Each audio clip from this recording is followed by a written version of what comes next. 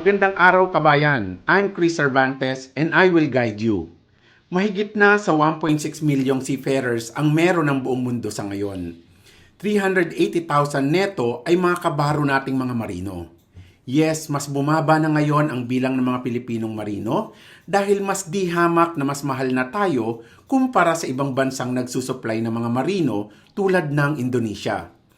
Pero sa kabila neto, marami pa ring mga kabataang naghahangad na sana tulad ng kapitbahay nilang gumanda ang buhay nang dahil sa pagbabarko, sana isang araw sila rin ay maging marino.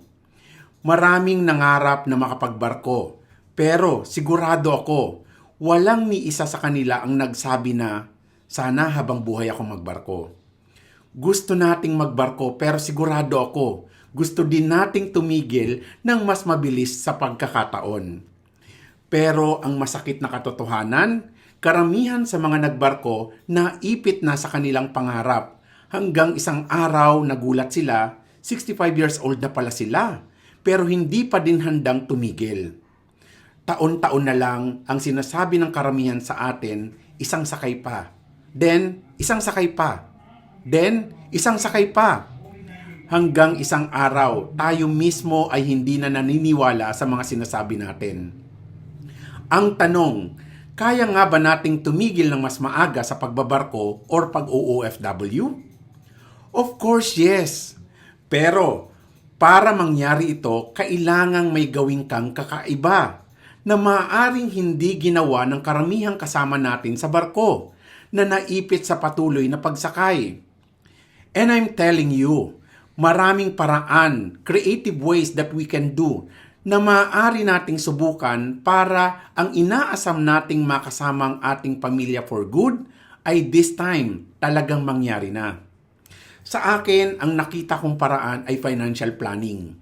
Hango ito sa inspirasyon ng ginagawa natin sa barko. Kasi kung pakaiisipin mo, paano ang barko nakakarating sa kanyang destinasyon na wala man lang nakikita kundi tubig sa kanyang dinaraanan? Ang secret ay simpleng passage plan.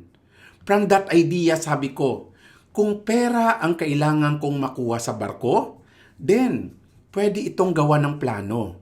Kung paano ko maaabot ang kailangan kong ipong pera na hindi kailangang habang buhay magbarko.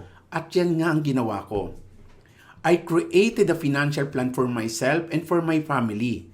Nang intention ay dumating ako sa destination ko na makatigil sa pagbabarko ng mas maaga and be with my family for good. I started doing my financial planning at age 32. Then, at age 39, I was able to retire from working on board the ship and be with my family for good. Yes, maaaring sasabihin nyo, kasi sir, ang taas ng posisyon mo sa barko kaya nagawa mo yan.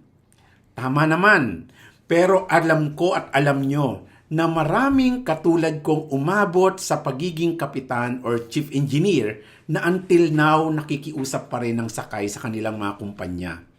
Kahit na pumirma pa ng waiver na hindi sila sagutin ng kumpanya kung may mangyari sa kanila sa barko kasi palagi na silang sabit sa medical.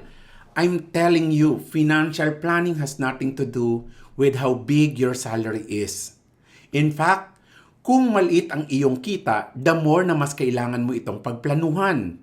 Ganun din, kung malaki ang kita mo, kailangan mo itong pagplanuhan kasi alam mong hindi yan panghabang buhay. Katulad ng biyahe natin sa barko, walang pakialam ito kung short voyage ba ito or transatlantic or trans-Pacific voyage. Anumang biyahe, kailangan mo ng passage planning kung gusto mong umarive sa iyong destination in a fastest and safest way. Kabayan, hindi pa huli ang lahat. Anuman ang edad mo, you can still do some planning for you to achieve your most precious financial goals. Yes, masarap kumita ng malaki. Sinong ayaw niyan? Pero kung hindi mo bibigyan ng malaking pagpapahalaga ang malaki mong kita, baka hindi mo namamalayan, isang araw, alipin ka na ng dolyar at ang pakahulugan mo na lang sa buhay ay depende sa kung ilang dolyar ang kaya mong ipadala sa pamilya mo. Isang araw titigil at titigil ka sa pagbabarko. Pero, question is, ano ang gusto mong maging dahilan sa pagpigil mo? Pwedeng, una, medical na hindi mo na maipasa. Pangalawa, kawalan na ng inspirasyon dahil isang araw na wala na lang sa iyo ang pamilya mo. Or pangatlo, loss of demand dahil ang kumpanya ninyo ay ayaw na ng mga Pinoy. Pang-apat, edad dahil overage ka na. Or panglima, titigil ka dahil narating mo na ang iyong financial goals. Nasa atin ang choice. Pero ako, pinili kong tumigil dahil okay na ako sa aking mga financial goals bilang seaman. Ang tanong kabayan, kailan mo sisimulan ang passage plan ng iyong pangarap sa buhay? If you think you need help in creating and implementing your passage plan towards financial freedom, Cardinal Boy can help you create a financial plan na base sa kung ano ang gusto mong mangyari sa buhay mo. Hanggang sa muli kabayan, muli ako si Chris Cervantes, nagpapaalalang matiwasay ang buhay kung parating may gabay. That's why I'm here, guiding you.